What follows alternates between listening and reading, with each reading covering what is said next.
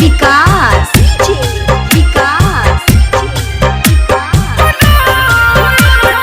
मटियार Kala Sitamarhi.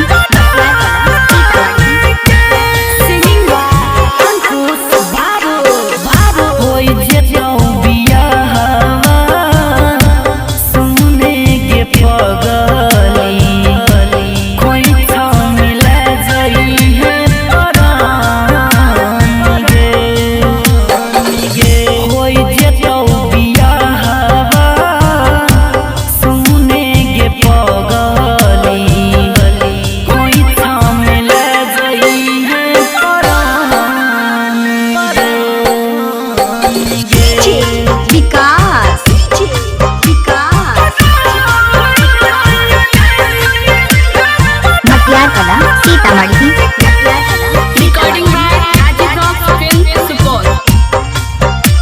Singing by Ankush Babu.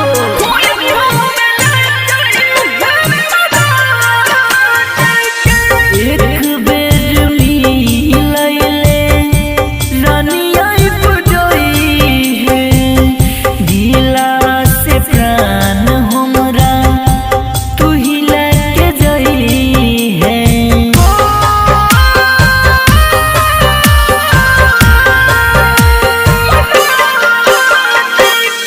एक बेर मिलैले तू आई पुजोई है पचरा में हमर जन लेके जई है।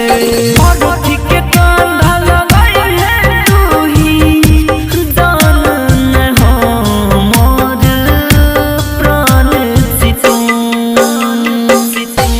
होई तो बियाहवा सुने गे पगली कोई ठाम ले जाई है परान गे विकास